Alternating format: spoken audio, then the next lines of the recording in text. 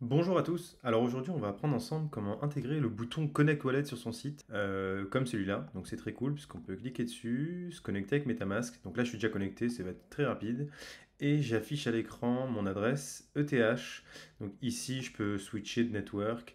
Et là, j'ai une petite consultation rapide de ma balance où je peux me déconnecter. Donc c'est parti, on va voir ça ensemble.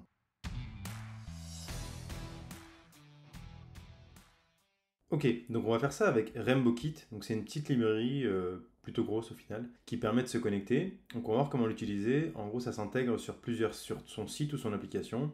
Et avec ça, on peut directement avoir l'option Wallet Connect. Donc on va aller regarder la doc rapidement. Donc la doc nous dit, si on passe à l'installation, qu'on a juste à importer des fichiers de style et de configuration pour pouvoir utiliser le plugin RainbowKit. Donc on va aller faire ça ensemble tout de suite et on va se mettre en place sur un petit projet. C'est parti. Donc je vais lancer l'installation d'un projet React. Donc c'est une commande en ligne, pnpm create vite.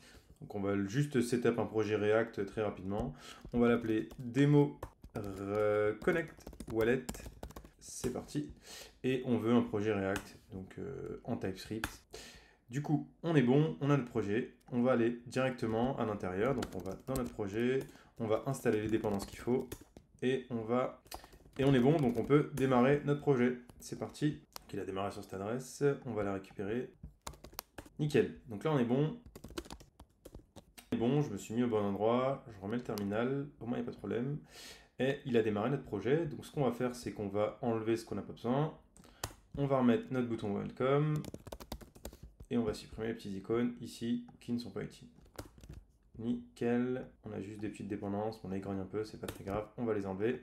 Et on est bon. Donc, comme l'indique la doc, pour commencer, ce qu'il faut faire, c'est installer les dépendances RainbowKit, Rainbow Wagami. Donc on va installer les dépendances dont on a besoin. C'est parti. C'est parti, on peut démarrer, le projet a été installé. Bien sûr, avant de commencer, j'ai utilisé Vite pour installer mon projet. Et si vous allez en bas de la page, il y a des petites informations si vous utilisez des builders particuliers. Par exemple, pour Webpack, vous aurez certainement des petites modifications à faire. Pour Vite, il faut simplement utiliser un fichier polyfill qui est directement fourni ici. Donc je l'ai ouvert à cet endroit-là. À mettre au même endroit que les fichiers app et main. Donc c'est un polyfill qui en gros remplace des fonctions globales.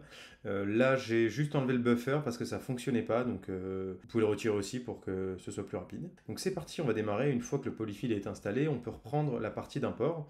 Donc il y a quelques fichiers à importer pour pouvoir faire marcher RainbowKit. Donc on va tout de suite importer les dépendances.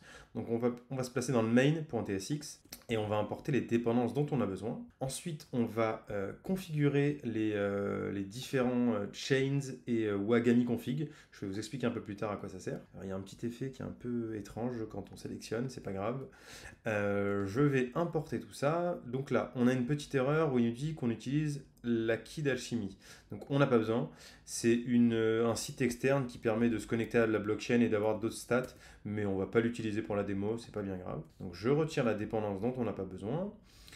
Une fois qu'on a importé ça, il nous reste un dernier élément à faire, c'est de utiliser les providers qui nous fournissent. Donc on va importer Wagami et RainbowKit, donc je vais les importer juste au-dessus de l'app, ici, et pareil, on va les refermer à cet endroit-là, et on va refermer Wagami. C'est bon, normalement, on n'a plus d'erreur, tout est bon. Si tout va bien, normalement, on devrait toujours avoir le bouton Welcome qui s'affiche, c'est le cas, parfait, on peut passer à l'étape 2. Donc une fois qu'on a fini d'installer les providers, on peut ajouter le bouton Connect. Donc on va l'installer tout de suite, on retourne dans notre bouton App, dans notre fichier App, on va supprimer ce dont on n'a pas besoin, et du coup on peut importer le bouton Connect. Une fois qu'on l'a importé, on va l'utiliser, juste au-dessus de Welcome, c'est parti, Connect Button, et on va tester, est-ce qu'il s'est bien affiché? Parfait, on a un bouton Connect Wallet ici, donc ce qu'on va faire c'est qu'on va le tester tout de suite, il nous propose de se connecter avec Rainbow, Coinbase, on va le faire avec MetaMask nous, donc là il ouvre MetaMask, on va se connecter à un compte, donc j'ai plusieurs comptes de démo, c'est pas bien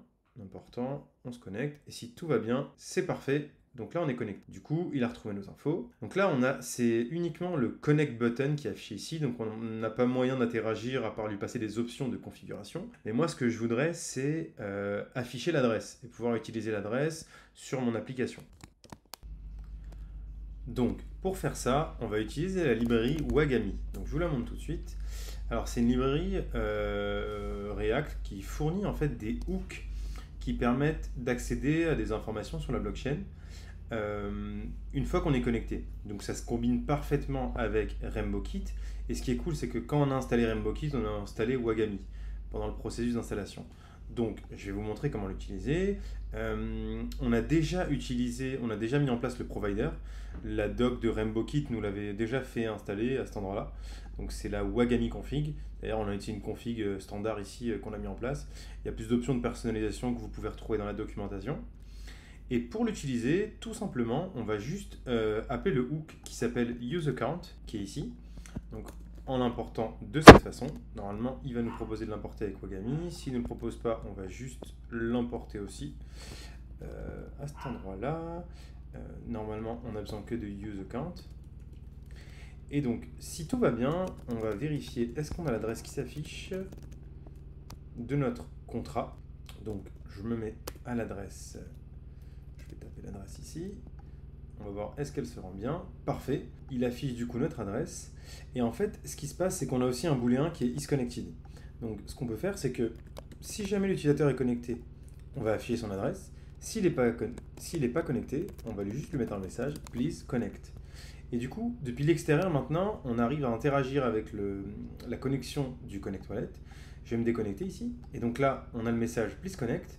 Je vais me reconnecter rapidement avec MetaMask. Et l'adresse est toujours là. Du coup, voilà pour cette présentation de RainbowKit et un petit peu de Wagami. Si vous avez envie de voir autre chose, n'hésitez pas à poster en commentaire. Je serais ravi de faire d'autres vidéos sur des librairies ou même approfondir une des deux. N'hésitez pas aussi si vous avez des questions. Voilà pour cette vidéo. À bientôt, au revoir.